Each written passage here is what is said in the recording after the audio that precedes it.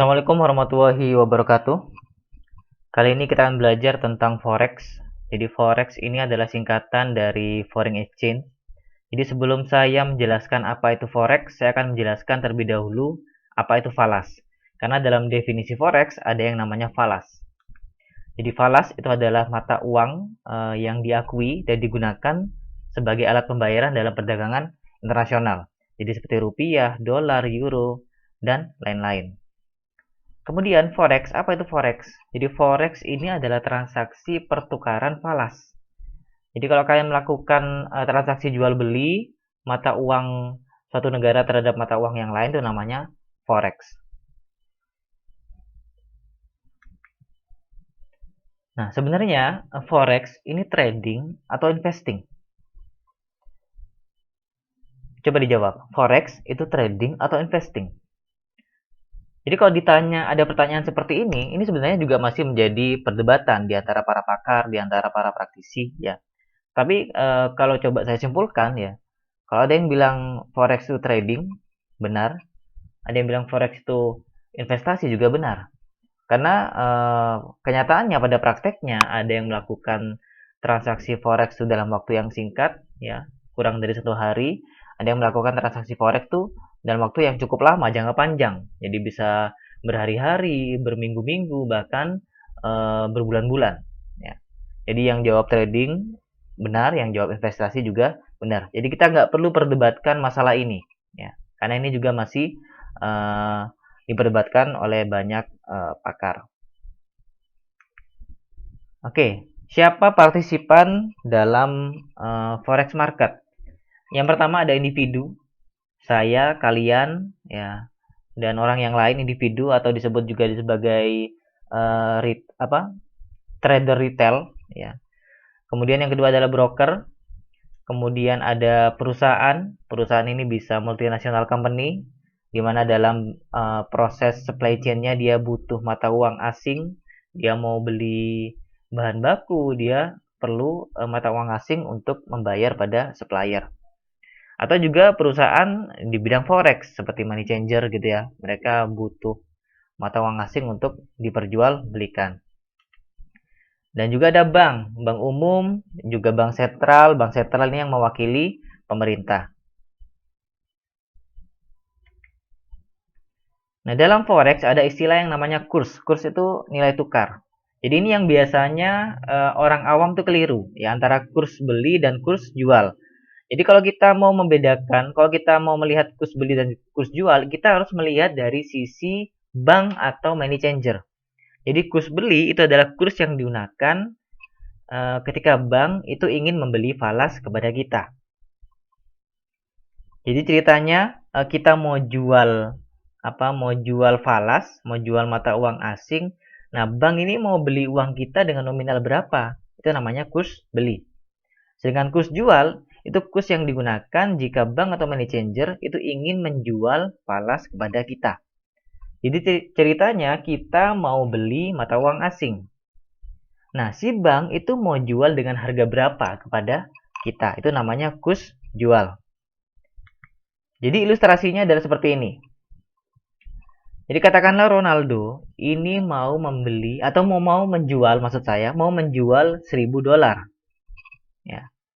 Artinya dia punya dolar, dolarnya mau dijual, dia butuh rupiah nih ceritanya. Nah, di bank kurs yang harus dilihat oleh Ronaldo itu adalah kurs beli. Jadi bank mau membeli dolar yang dimiliki oleh Ronaldo itu sebesar berapa? Sehingga nanti Ronaldo akan mendapatkan rupiah sebesar 14 juta menyesuaikan dengan kurs belinya. Messi di sini dia pengen beli dolar. Ya, pengen beli $1.000. Dia pengen dapatkan dolar dari bank. Ketika di bank yang harus dilihat oleh Messi adalah kurs jual. Jadi bank itu mau menjual dolar kepada Messi itu sebesar berapa? Jadi di sini kita lihat kurs jualnya adalah 14.250. Berarti Messi itu harus membayar sebesar 14.250.000. Jadi itu kira-kira ilustrasi untuk membedakan kurs jual dan kurs beli. Nah, dalam forex itu ada istilah yang namanya kuotasi. Kuotasi itu adalah format penulisan pasangan mata uang. Jadi ada yang namanya kuotasi langsung, di mana mata uang asing itu nilainya adalah 1. Nah, ini contohnya. USD sama dengan IDR 14.123 atau USD garis miring IDR sama dengan 14.123 atau IDR 14.123 garis miring USD. Ketiga kuotasi ini itu punya arti yang sama, yaitu 1 dolar sama dengan 14.123 rupiah. Dimana kalau kalian mau cari di Google, ya kalian nggak perlu ketik berapakah 1 dolar dalam rupiah, nggak perlu ketik seperti itu. Kalian cukup ketik USD garis miring IDR, selesai, keluar nanti berapa 1 dolar dalam rupiah. Kemudian ada juga yang namanya kuotasi tidak langsung, di mana mata uang lokal ini kebalikan dari kuotasi langsung. Mata uang lokal bernilai 1. Contohnya sama seperti yang di atas, cuman dibalik aja mata uangnya, posisi mata uangnya. Ya. Jadi ketiga kuotasi ini itu punya arti yang sama, yaitu di mana 1 rupiah itu sama dengan 0,0007 dolar.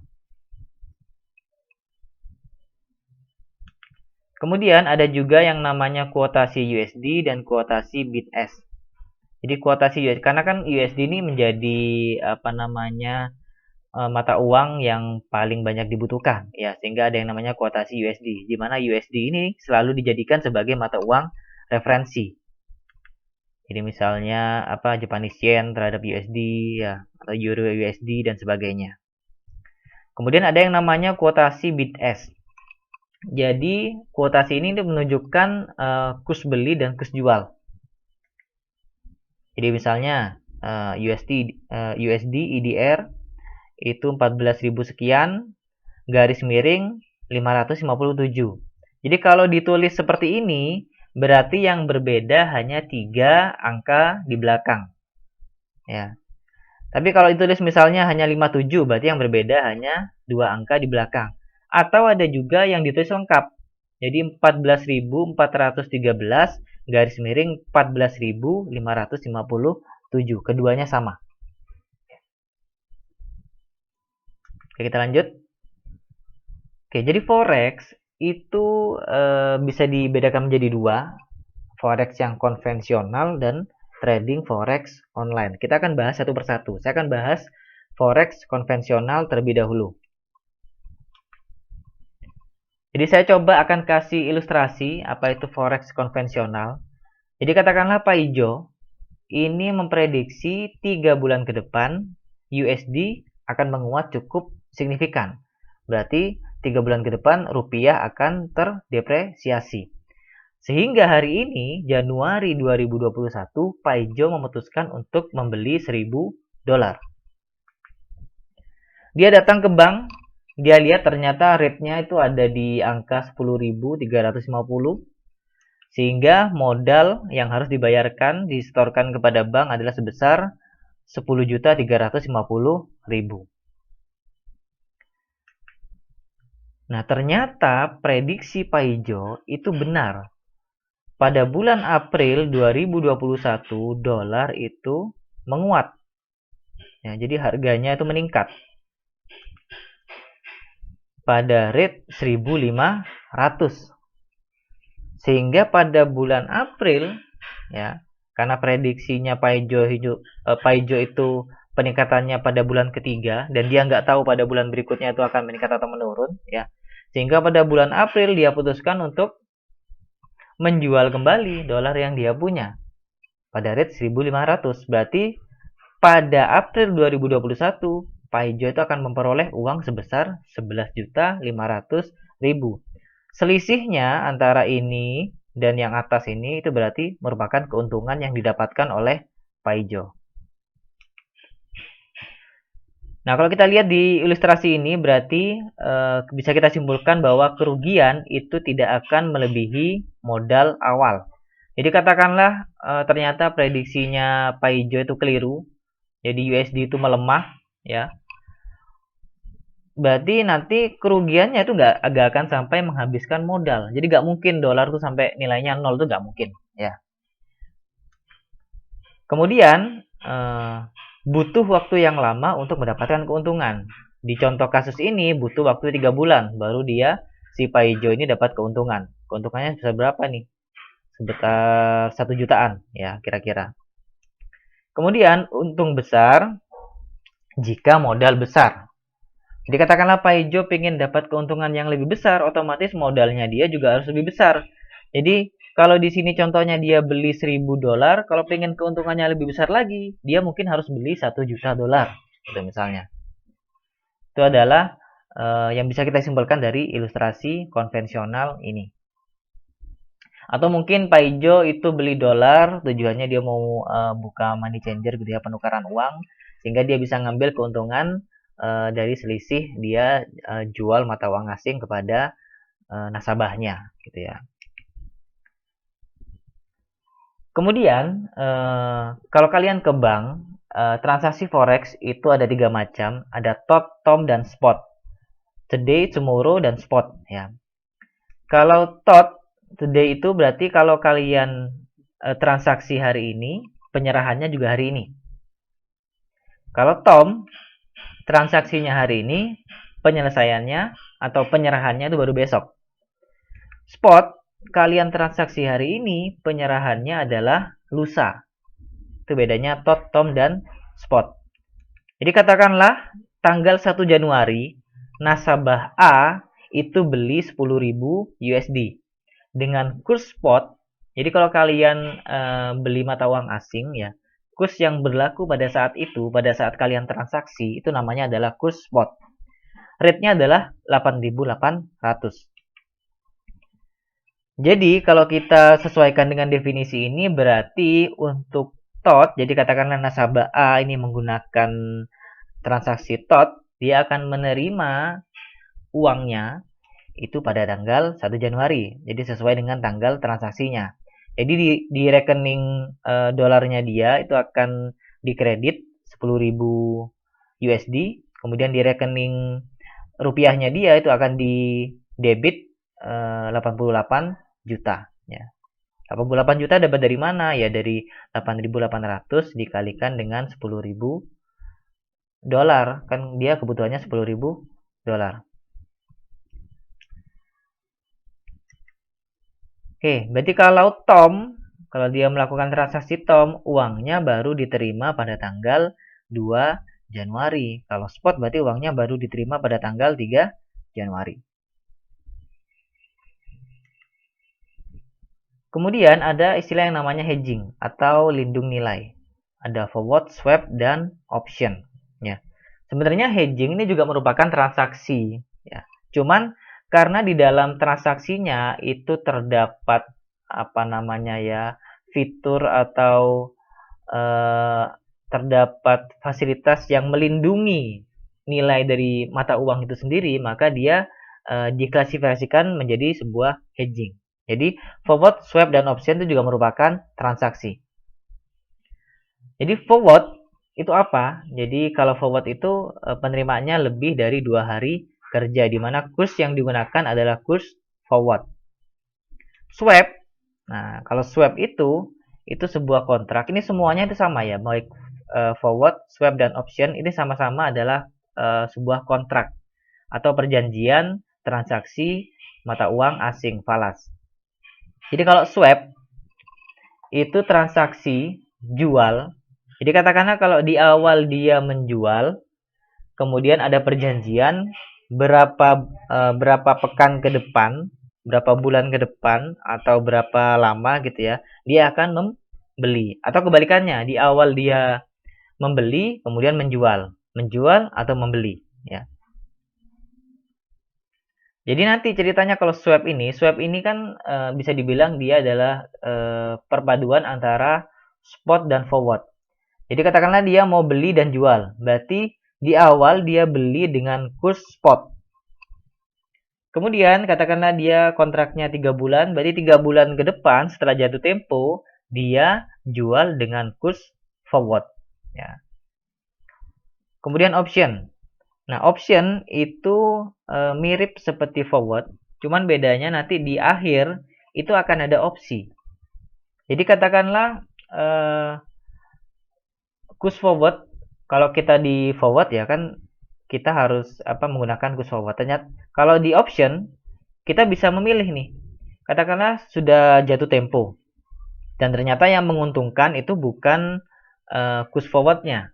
Tapi kalau di option istilahnya bukan push forward, istilahnya adalah strike price. Yang menguntungkan adalah push di market pada saat itu, sehingga dia bisa memilih. Saya akan memilih untuk menggunakan push market dibandingkan dengan strike price. Saya akan jelaskan satu persatu agar kalian bisa lebih paham apa itu forward, swap, dan option. Oke, pertama saya akan jelaskan tentang forward. Jadi sudah saya jelaskan sebelumnya bahwa ini penyerahannya lebih dari 2 hari kerja. Kurs yang digunakan adalah kurs forward. Nah, rate-nya, jadi kurs forward-nya ini itu ditentukan pada deal date. Deal date itu berarti pada tanggal transaksinya. Kemudian nasabah itu wajib untuk melakukan penyelesaian transaksi saat jatuh tempo. Nah, kurs forward itu dapat dari mana? Itu didapatkan dari kurs spot ditambah dengan swap point. Swap point itu adalah selisih suku bunga antar dua falas yang mau dia perdagangkan. Nah, forward ini biasanya digunakan untuk apa? Yang pertama untuk kebutuhan pembayaran hutang dalam mata uang asing. Atau yang kedua dibutuhkan untuk antisipasi fluktuasi kurs valuta asing. Kemudian yang ketiga, pembiayaan ekspor dan impor dalam valuta asing. Saya akan coba kasih ilustrasinya untuk transaksi forward ini atau kontrak forward. Jadi katakanlah ada importir asal Indonesia di mana 1 bulan ke depan dia harus membayar 1 juta dolar kepada suppliernya. Nah, si importir ini memprediksi bahwa 1 bulan ke depan USD ini akan menguat. Berarti rupiah itu akan terdepresiasi. Kemudian dia cek di bank nih. Kurs forward-nya itu ternyata ada di rate 8.860. Sedangkan prediksi dia, dolar itu akan menguat sampai angka 9.000. Artinya pada kasus ini akan lebih menguntungkan kalau dia melakukan kontrak forward. Nah, ternyata benar. Pada 1 bulan ke depan, jadi katakanlah dia itu melakukan transaksi 7 April ya, berarti kan 1 bulan ke depannya adalah 7 Mei. Ternyata benar, 1 bulan kemudian harganya itu meningkat. Jadi dolarnya itu menguat sebesar 9.500. Nah, karena dia sudah melakukan kontrak forward sehingga pada tanggal 7 Mei dia bisa mendapatkan dolar pada rate 8.860. Makanya ini disebut sebagai lindung nilai. Jadi melindungi si pelaku ini, si pelaku forex ini agar dia terhindar dari fluktuasi valuta asing yang tidak menentu ya. Sehingga ini menguntungkan bagi si importir asal Indonesia. Kemudian swap. Pada swap itu gampangnya gini, nasabah itu dia nanti akan beli menggunakan kurs spot. Kemudian pada saat jatuh tempo dia akan jual menggunakan kurs forward. Atau sebaliknya, di awal dia jual, di akhir dia beli. Kemudian nasabah itu wajib melakukan penyelesaian transaksi saat jatuh tempo. Nah, swap itu digunakan untuk yang pertama, misalnya merubah tanggal jatuh tempo kontrak valuta asing. Yang kedua, memperoleh funding dalam mata uang yang berbeda. Yang ketiga, pembiayaan ekspor impor dalam valuta asing. Saya akan kasih contoh ilustrasinya. Jadi katakanlah ada nasabah Indonesia, dia itu punya pinjaman dalam rupiah. Jadi dia pinjam ke bank, tapi dalam bentuk mata uang rupiah. Nah, tiba-tiba dia dapat tawaran yang menggiurkan, ya, dan dia butuh funding dalam bentuk dolar sebanyak 100.000 dolar untuk investasi selama 3 bulan mendatang. Nah, tapi ternyata pinjaman yang sudah dia lakukan itu nggak bisa dikonversi dalam bentuk dolar sesuai persyaratan di perbankannya. Nah, solusinya itu bisa dilakukan dengan kontrak swap. Jadi, dia cek tuh berapa spotnya, swap poinnya, swap point selama 3 bulan, karena ini kan 3 bulan mendatang ya. Terus kurs forwardnya 3 bulan mendatang berapa, ada di rate berapa dolarnya, ya dia cek.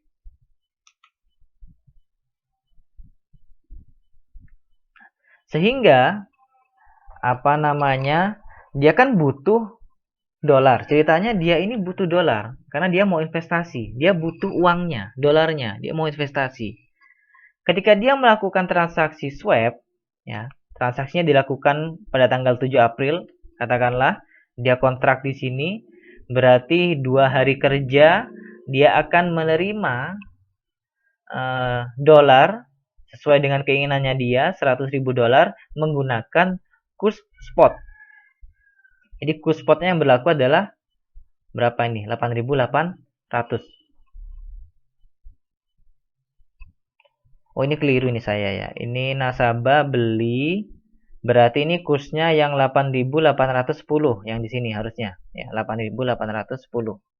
Dia beli menggunakan kurs spot. Kemudian 3 bulan mendatang kontraknya dia harus jual kembali karena dia di awal beli, di akhir dia harus jual kembali. Nah, dia jual kembali menggunakan kurs forward, ya, di rate 8.860. Jadi kalau dilihat dari di sini, dari flowchart-nya ini ternyata harga dolar itu melemah, sehingga kontrak ini menguntungkan si nasabah. Ya, karena kebetulan juga nasabah itu memprediksi bahwa kayaknya dolar ini akan melemah 3 bulan mendatang, sehingga saya lebih baik menggunakan kontrak swap. Ya.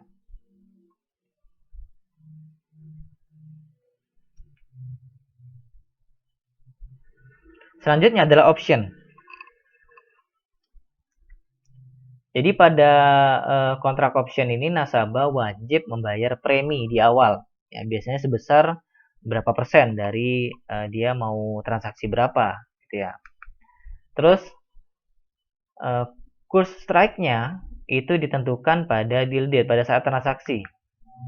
Nah, saat jatuh tempo, nasabah itu punya hak untuk memilih. Ya, dia nggak wajib menggunakan kurs strike, tapi dia punya hak untuk memilih. Dia mau pakai kurs strike yang sudah ditetapkan di awal, atau dia mau pakai kurs market nih, atau kurs spot pada saat tanggal jatuh tempo.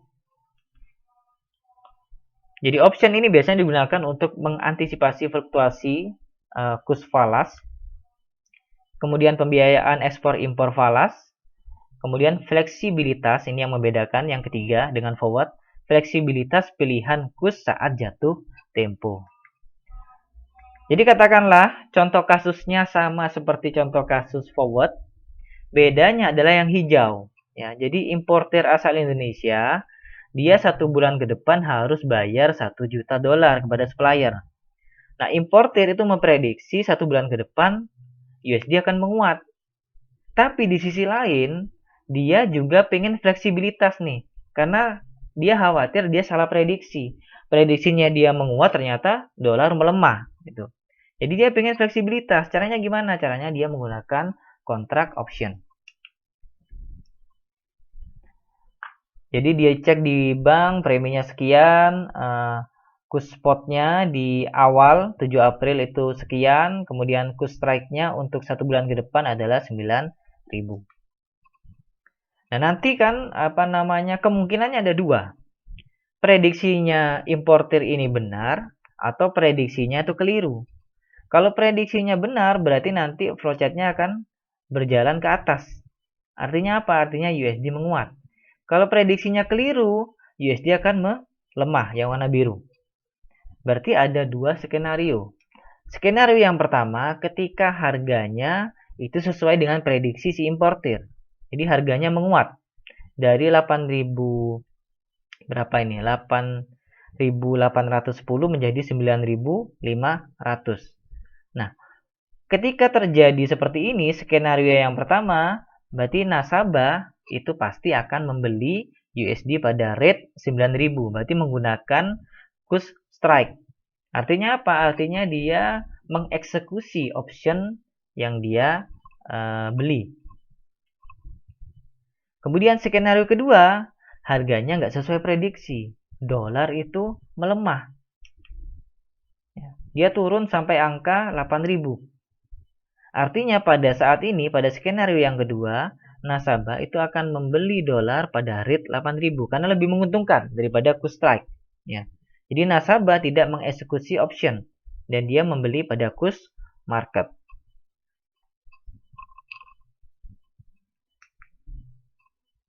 Nah, selanjutnya, tadi kan kita sudah bahas yang konvensional ya.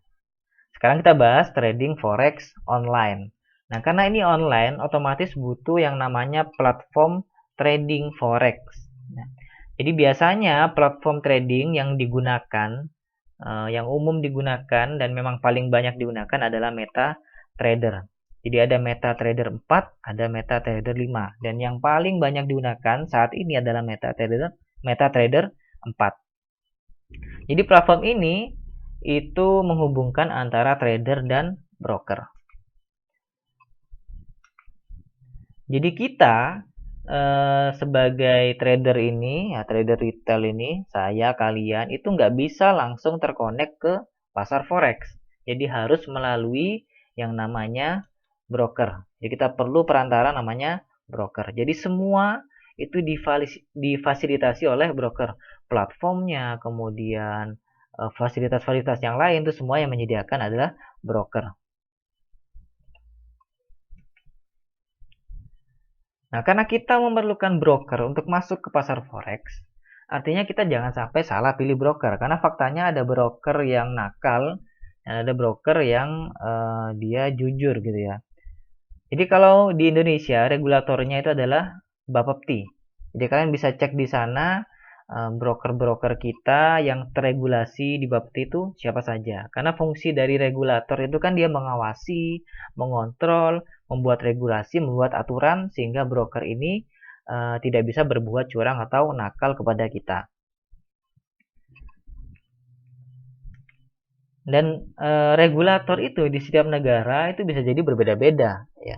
Seperti di Amerika Serikat ada NVA ya, NVA, kemudian ada VMA, kemudian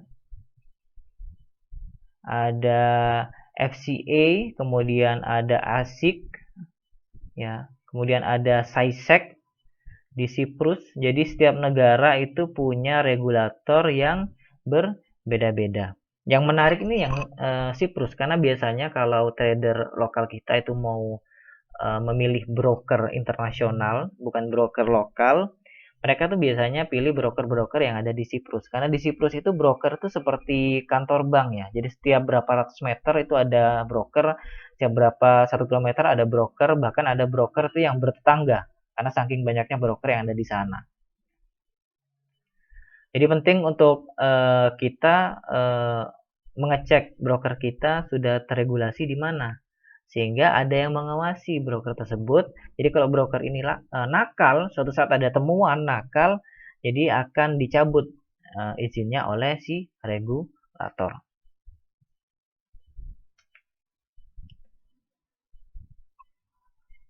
Apa saja kelebihan kalau kita melakukan trading forex online? Yang pertama adalah marketnya buka 24 jam.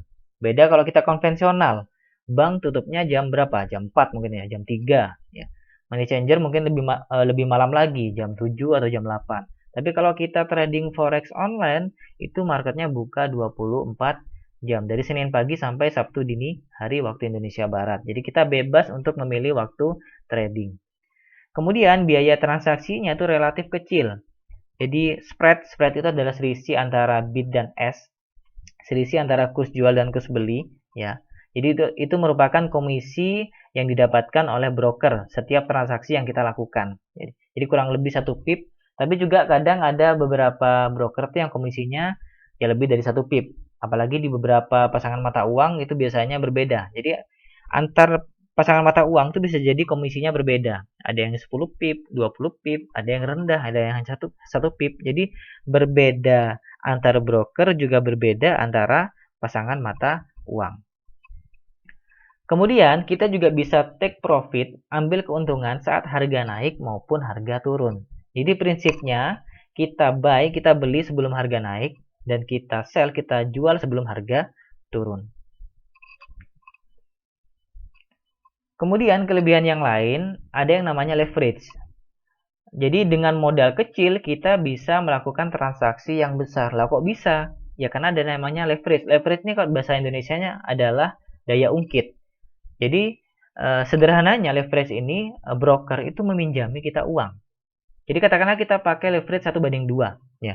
Jadi kita bisa melakukan transaksi dengan kemampuan 2 kali lipat dari modal kita. Jadi katakanlah modal kita $1.000, dengan leverage 1:2, berarti kita bisa melakukan transaksi senilai $2.000. Nah, $1.000 yang lainnya ini dapat dari mana? Ya dapat dari pinjaman broker. Nah, karena kita dengan modal kecil bisa melakukan transaksi yang besar, otomatis kalau kita berada di pasar forex itu high risk, high reward. Kemudian kelebihan yang lain adalah high volatility. Di high volatility itu maksudnya dalam forex online itu pergerakannya dalam 1 hari itu cukup signifikan. Ya. Jadi contohnya katakanlah pada mata uang Euro USD. Itu dalam 1 hari kalau kita lihat, kita tarik dari harga tertinggi, pergerakan di harga tertinggi, kita tarik ke harga terendah, itu antara 90 sampai 150 poin. Bahkan kalau kita lihat pergerakan swingnya itu artinya kan harga itu kadang naik, kemudian turun lagi, kemudian naik lagi sampai dia mentok di harga tertinggi, kemudian turun lagi, naik, turun lagi sampai dia mentok di harga terendah. Jadi kalau di total naik turun ini di total itu dia 500 sampai 700 poin per hari.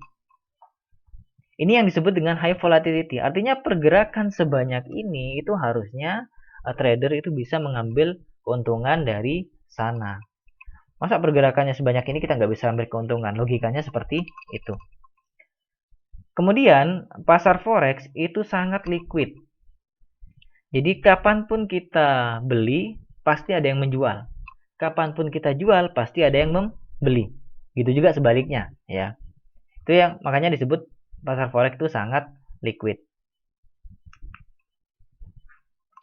Nah, kalau kita bicara kelebihan, otomatis pasti ada yang namanya kekurangan. Kekurangan yang pertama, kita butuh skill yang cukup. Artinya kita harus latihan terlebih dahulu, kita harus belajar, ya. Kita harus teredukasi terlebih dahulu untuk masuk ke pasar forex. Kalau nggak gitu kita nggak paham tuh. Ada banyak istilah di sana, ada banyak cara, ada banyak strategi, ya.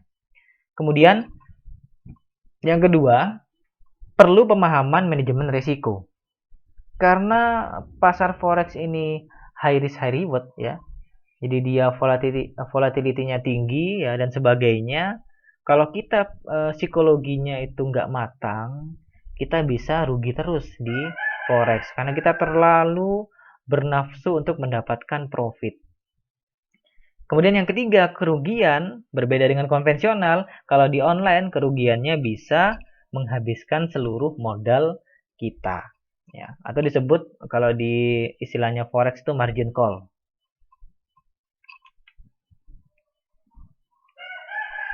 Nah, ini untuk pasangan mata uang yang di depan, mata uang yang ada di depan itu disebut dengan base currency, kemudian yang di belakang itu disebut dengan quote currency. Kemudian ini adalah bid price. Jadi kalau kita jual 1 euro, sesuai contoh ini, itu seharga berapa USD. Kemudian ini adalah ask price. Jadi kalau kita beli 1 euro, itu seharga berapa USD, gitu ya. Kemudian spread yang saya jelaskan tadi itu merupakan selisih antara bid price dan ask price.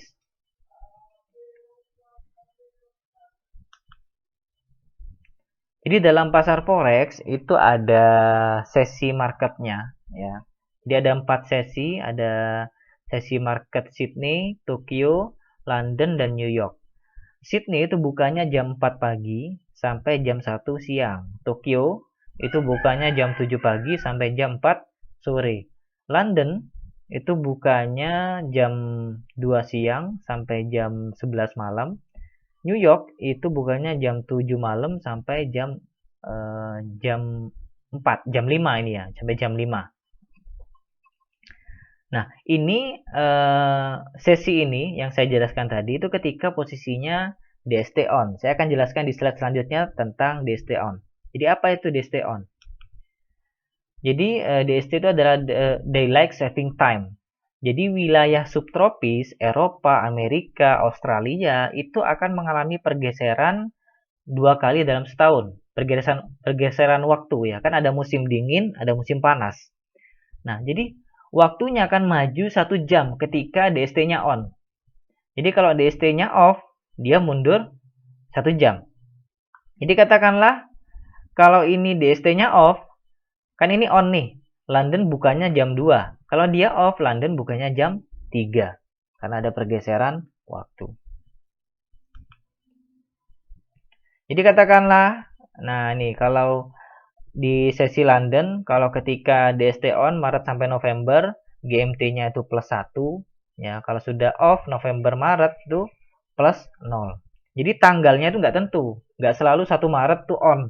Jadi bisa jadi tanggal 10, tanggal 11 Maret tuh baru DST-nya on. Jadi nggak tentu ya.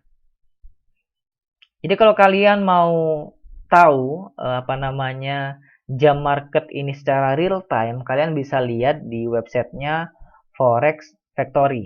Kalian lihat di sana, kalian setting dulu waktunya sesuai zona kita. Nanti kalian bisa cek sesi Sydney itu jam berapa bulan ini, ya. Kemudian sesinya Tokyo itu jam berapa pada bulan ini. Kalian cek di sana. Nah, kapan waktu terbaik untuk kita trading? Ada yang namanya scalping, swing, dan long term. Kita sesuaikan dengan ini waktu trading kita. Nah, kalau kalian tipe trader yang scalping itu artinya kalian ambil open posisinya itu nggak lama-lama banget.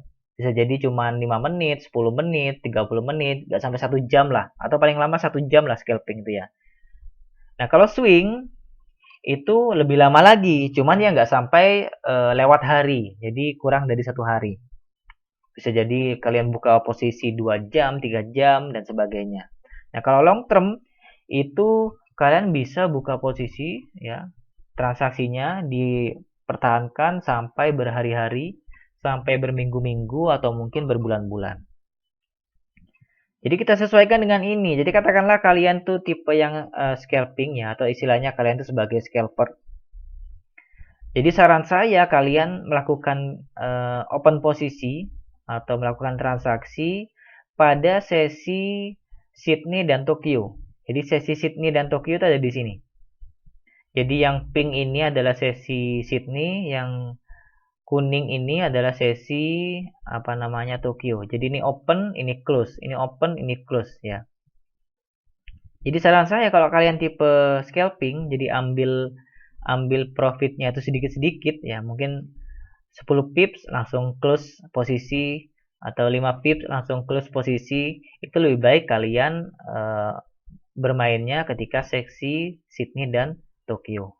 Kalau kalian mau melakukan swing, jadi kalian open posisi di pucuk dan pucuk, di mana jauh ya, itu mainnya di sesi London. Karena pergerakan flowchartnya di sesi London tuh ringnya itu sangat jauh. Jadi dari sini ke sini ini mungkin bisa ratusan poin atau puluhan poin. Dari sini ke sini ini puluhan, dari sini ke sini itu ratusan poin. Jadi kalau kalian itu ingin melakukan swing, lakukan pada sesi London.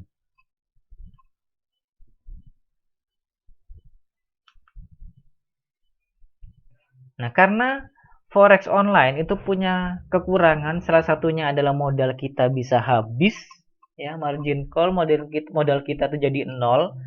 Maka ada yang namanya di platform MetaTrader itu menu stop loss, ya. Jadi stop loss ini untuk berjaga-jaga. Misalnya kalian tuh salah prediksi. Jadi katakanlah kalian beli, berarti kan prediksi kalian harganya bakal naik. Ternyata harganya turun, makanya ditetapkan stop loss pada harga tertentu. Sehingga kalau harganya turun sampai menyentuh stop loss ini, otomatis akan apa namanya akan close posisi. Jadi transaksi kalian otomatis akan di close oleh sistem. Sehingga apa? Sehingga kerugiannya yang kalian dapatkan tidak melebihi stop loss. Nah, dalam forex online itu ada juga yang namanya hedging, lindung nilai, ya. Jadi lindung nilai itu metode trading untuk melindungi dana trader dari fluktuasi nilai tukar yang tidak menguntungkan atau tidak menentu. Jadi kalau kita misalkan hedging dalam kehidupan sehari-hari, ya, ini agar kalian lebih paham apa itu hedging. Jadi kan kondisi kesehatan kita tidak menentu nih ceritanya. Bisa jadi besok kita sakit, lusa kita sakit, ya, minggu depan dan sebagainya. Jadi hedging kita adalah kita menggunakan yang namanya BPJS kesehatan. Aset kita juga gak menentu, bisa jadi besok tiba-tiba gempa bumi, atap kita jatuh, mobil kecelakaan dan sebagainya. Hedging kita adalah untuk melakukan lindung nilai, kita melakukan yang namanya asuransi aset. Suatu saat bisa jadi kita nggak ada uang. Jadi hedging kita adalah kita ke pegadaian. Jadi ini contoh hedging dalam kehidupan sehari-hari. Nah, dalam forex online bagaimana praktek hedging? Prakteknya adalah kita melakukan open transaksi buy dan sell dalam waktu yang hampir bersamaan. Sehingga kalau harga bergerak tidak sesuai prediksi kita, kedua posisi ini, ya, kedua transaksi ini itu saling menutupi kerugian. Yaitu hedging dalam forex online. Oke, materi yang saya sampaikan tadi bisa kalian baca di bukunya Griffin dan Donald Ball, ya. Cuman di dua buku ini saya ceritakan bahwa untuk materi forex saya rasa itu masih kurang, sehingga masih banyak pertanyaan kalau kalian hanya membaca dua buku ini. Sehingga untuk saya mengajar kalian hari ini, saya bukan hanya menggunakan dua referensi ini. Saya juga buka beberapa situs perbankan di Indonesia untuk menjelaskan forex konvensional. Kemudian saya juga buka beberapa situs broker kita yang teregulasi, karena biasanya broker itu di websitenya itu memberikan edukasi kepada para trader mengenai forex online. Sehingga kalau kalian hanya baca dua buku ini, saya rasa pasti kalian akan banyak pertanyaan, ya, kurang lah, ya, istilahnya. Baik, terima kasih untuk materi kali ini. Wassalamualaikum warahmatullahi wabarakatuh.